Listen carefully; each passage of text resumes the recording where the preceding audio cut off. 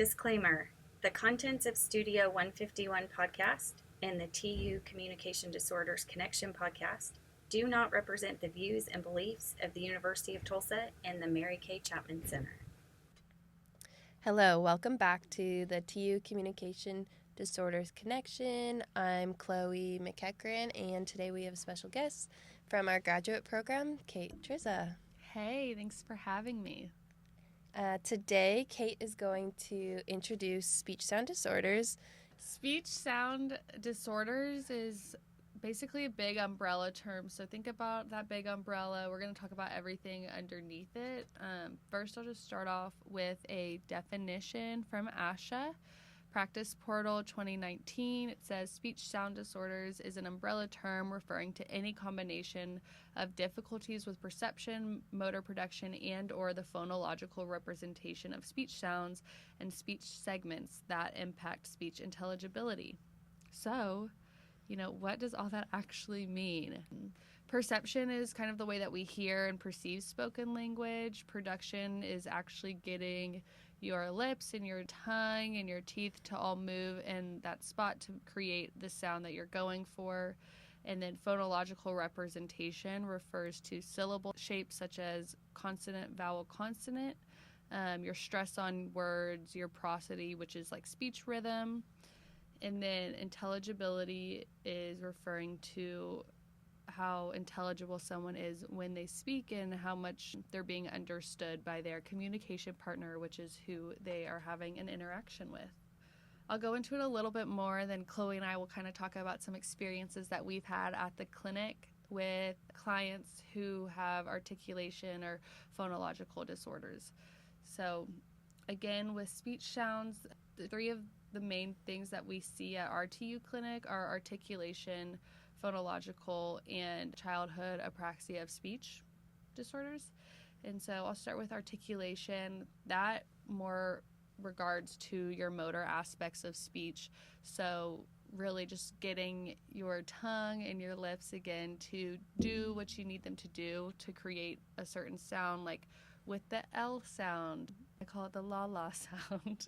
Where does your tongue go? It goes right behind your two front teeth, the tip of your tongue. And so getting that correct placement. And then phonology is more like the rules of language. All right, and then with phonology, it differs from articulation because they can make the correct placements within their mouth, but there is a disconnect from the understanding of how language works and how articulators work. So we see some omissions and substitutions. Gliding is a huge one that we see at the clinic as well. So things like that. Gliding is like when you hear kids often say wed for red. Mm-hmm. It's pretty typical. We usually think it's cute, but like it is. Woo for blue. Yes. Yeah, totally. Thanks, Chloe. And then childhood apraxia of speech. I've never actually worked with anyone at the clinic who has childhood apraxia of speech, so I'm a little more unfamiliar, but the general idea here is that it's a motor speech disorder, and so they have difficulty planning and moving your articulators and then sequencing the articulators as well, which creates a lot of difficulty and creates a lot of speech and sound production errors. Mm-hmm. And apraxia can be seen in adults too. Yeah. It's just commonly seen at our clinic in children. Definitely. So the big things for speech sound disorders is realizing, yes, it's a big umbrella term. They can sound very similar, but they are very different, and the approach and therapy is different as well. So Chloe and I, do you want to talk about our experience at the clinic? Yeah, of course. So I've had a pretty wide range of kiddos that I've worked with at our clinic. It started off with, we've done evaluations on kids, so using the Goldman-Fristow to test for different speech sounds. And then I've also used the PEEPS, which is an earlier childhood test to look for some of the phonological patterns in children. So I've had experience with that. And then I've also worked with a pretty wide range of kids on some articulation. So again, like Cate was saying, working on that placement And sometimes with some of the kids I've had with praxia, we've used a lot of AAC, so devices. One particularly that I've used is LAMP, so I've had a great experience with that. Yeah, and so like Chloe mentioned, using AAC, which is, those communication devices, sometimes with more severe disorders from like articulation or phonological or childhood praxia of speech, it can make you really unintelligible. And so implementing those AAC devices is a great way for those children to still have access to functional communication. And one thing I just want to mention about augmentative alternative communication, which is that AAC that Kate and I are talking about.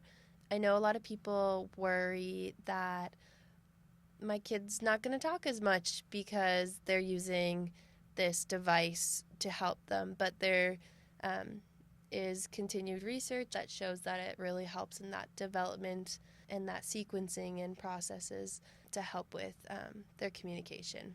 If you're ever working with a kid or anyone who has AAC and a parent feels apprehensive towards that, a great resource is to share with them this research that AAC can help create verbal productions when they're using AAC, and they're not just going to become reliant on that because they're always hearing speech when they use their AAC device. So I've had some kids with both phonological disorder and articulation disorder at the clinic, and one thing that I like to do that I think is very helpful for both is some auditory discrimination of what sounds we're working on.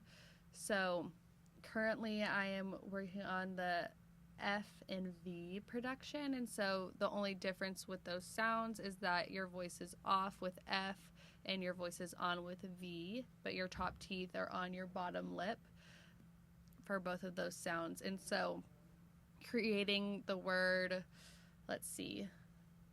So if I were to say face, having the kid point to the F, like I'd have a picture of an F and then a picture of a V. So I'd say face, and they would show me F to show me that they heard the F. Or I could say vase, and they could point to the V to show me that I made a V sound. So they're hearing the difference between the two. And that's also a great use of minimal pairs within therapy. Yeah, and to add on to that, I think with articulation and phonological disorders, there's so many different approaches that we learn about. I know ones like the cycles approach that comes to the top of my head, and every kiddo differs in what approach is best for them too, and it's important as clinicians to think about that and see what would be best for them to help in their development. Yeah, and along with that too, thinking about like your activities that you make for each of your kid or how you're going to keep them motivated. Like Chloe said, each kid might need a different approach, and they also need a different structure within your therapy session. Some kids might need to heavily rely on like a timer to really keep them motivated, or you might have some kids who can kind of just go through their session and really get through their target sounds and words. Mm-hmm. Yeah, I have a kid that really likes sticker charts. So we use that as a motivation to go to the playroom or play with a specific game. I've also worked with some younger kids and some older kids. So like Kate said, the activities and games that you choose are different. Some are more like of a play-based or like therapy that's on the floor. And then there's some kids that we do it on the table, and sometimes we're in the playroom or outside working on these different skills. It's just kind of whatever is best for that kid or what is functional in their life. For example, if they're going to school and we need to help them get prepped for school and sitting at the table and whatnot. Yeah, totally. And kind of back to working with kids and having to interact and collaborate with parents as well. Something that I found really helpful is to really make the parents aware of what you're working on and explain to the parents how to explain to their child where they can make the correct production in their mouth, so then they can carry that over into the home. So the kid is always having some kind of input to really help correct that error. Yeah, we always talk about how as speech paths or any type of therapist, typically we're only part of a kid's day for 2 times a week, 30 minutes, versus they're at school, they're at home. So it's important for us to help in that carryover. One other thing I wanted to add in here was we offer both individual therapy for these kids, but also here at the Mary Kay Chapman Center, we have the opportunity to do articulation boot camp in the summer. The kids come in every day for a couple weeks and they work on their specific goals in a group setting, and we have activities that are geared towards different themes, and it's a fun environment for them to continue to grow in. Yeah, so just kind of to wrap it up, a reminder that all speech sound disorders can look very different. So things you can look for are difficulty producing 1 or 2 speech sounds, difficulty organizing speech, maybe having some difficulty producing multisyllabic words, or even perceiving different speech sounds and prosody. So we really just went over the surface of speech sounds disorders today. There's so much more to know and to talk about, but that's all the time we have. So for further information, I would definitely consider checking out the ASHO practice portal. They've got like a wealth of information there on literally anything you could ever want. So yeah, it's a great resource. All right, well, thank you for listening, and thank you, Kate, for coming in today to chat with us. Yeah, girl. Okay, bye. Bye. For further information or podcast ideas that you'd like to share with us, please reach out at 918-631-2504. You can ask for Chloe or Sarah. We would be happy to chat with you. Thank you, Studio 151, for letting us record. We look forward to recording future podcasts. Remember, communication is not just about words. It's about understanding, empathy, and connection. Until next time, keep listening, keep learning, and keep communicating.